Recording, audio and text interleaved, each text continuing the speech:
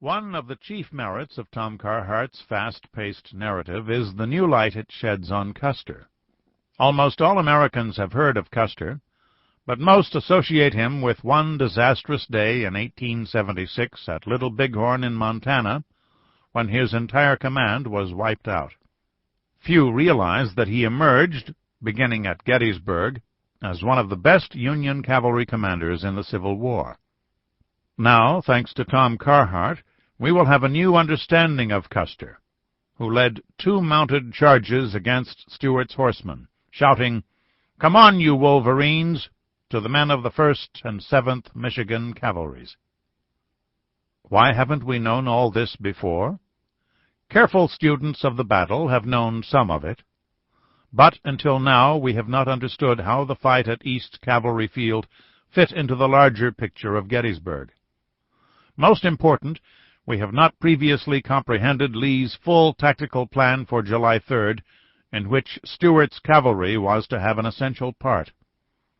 No historian before Tom Carhart has pieced together the whole story from the scattered bits of evidence.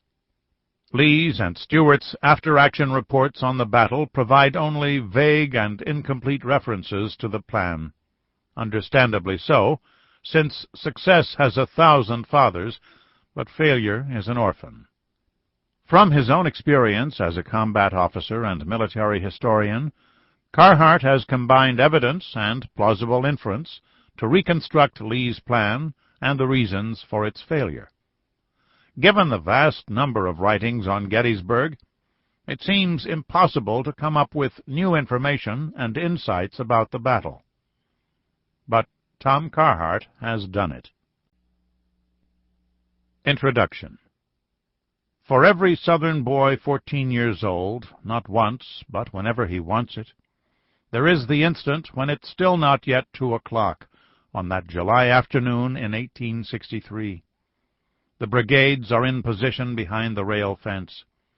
The guns are laid and ready in the woods, and the furled flags are already loosened to break out. And Pickett himself, with his long oiled ringlets, and his hat in one hand probably, and his sword in the other, looking up the hill, waiting for Longstreet to give the word. And it's all in the balance. It hasn't happened yet. It hasn't even begun yet. It not only hasn't begun yet, but there is still time for it not to begin against that position and those circumstances which made more men than Garnett and Kemper and Armistead and Wilcox look grave. Yet it's going to begin. We all know that. We have come too far with too much at stake, and that moment doesn't even need a 14-year-old boy to think, this time, maybe this time, with all this much to lose and all this much to gain. Pennsylvania, Maryland, the world, the golden dome of Washington itself to crown with desperate and unbelievable victory. William Faulkner, Intruder in the Dust, 1948.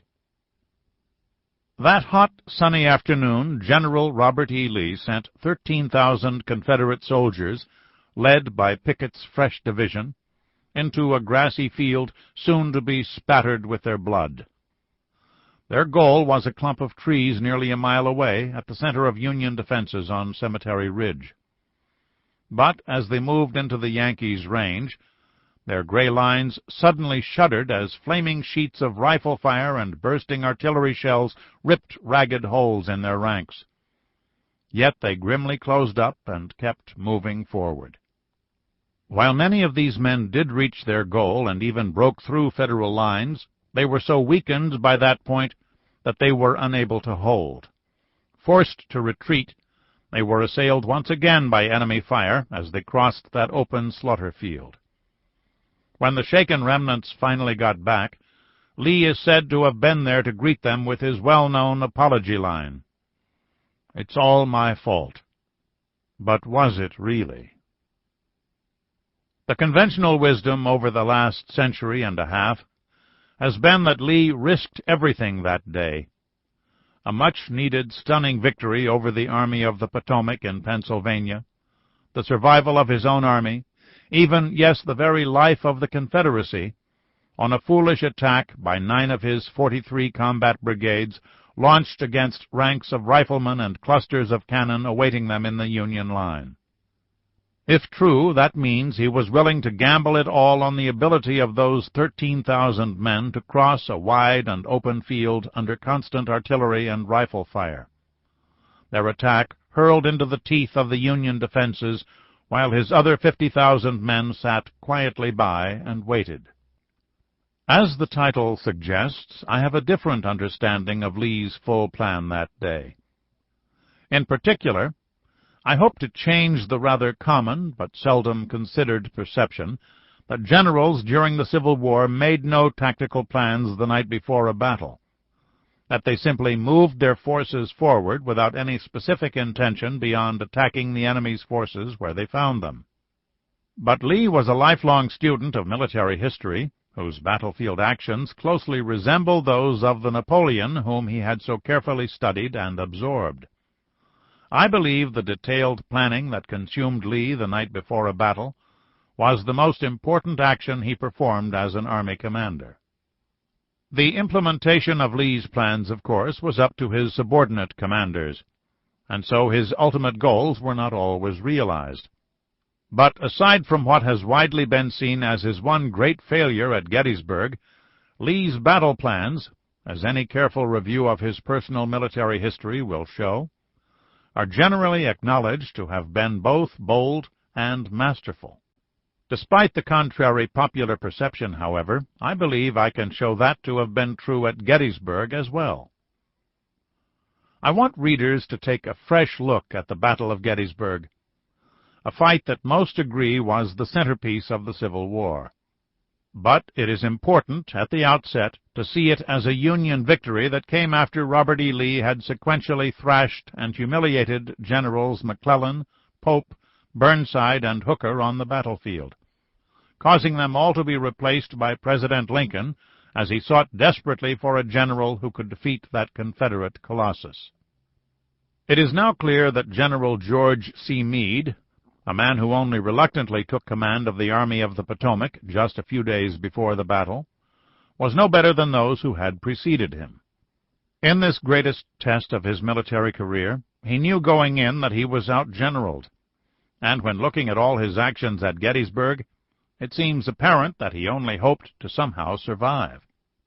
During the 3 days of battle, awed by the myth of Lee's invincibility, he cowered with his well-armed and bountifully supplied army in hastily prepared defenses, allowing no significant offensive actions by his hunkered-down army of 94,000, surrounded by 70,000 free-ranging rebels. These are only rough estimates of the army sizes before the battle, of course, and precision here is elusive. Because of the destruction of records, arrival or departure of certain units, and casualties suffered during the first 2 days of the battle, on the morning of the third day, July 3, 1863, Meade's army had shrunk to about 80,000, while Lee's force was roughly 63,000 men. After the massive Confederate assault, remembered today as Pickett's Charge, failed to permanently pierce the Union line on July 3, 1863, the rebel soldiers who had made that attack returned to their positions on Seminary Ridge. No Union counterattack pursued them. On July 4, 1863, after 3 days of vicious combat, the two badly bled armies simply glowered at each other across a mile of open fields as they licked their wounds.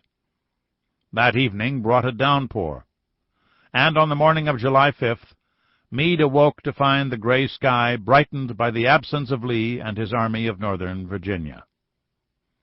Somehow, against all odds, Lee and his army were gone. Meade could scarcely believe what this meant. He had taken on the greatest Confederate general, maybe the greatest American general ever, in a major battle, and he had repelled his final attack and so had not been beaten. Indeed, although the Confederates had not been driven off, the naked fact that Lee had left the Army of the Potomac in control of the battlefield meant that Meade had won the battle. Over the 140 intervening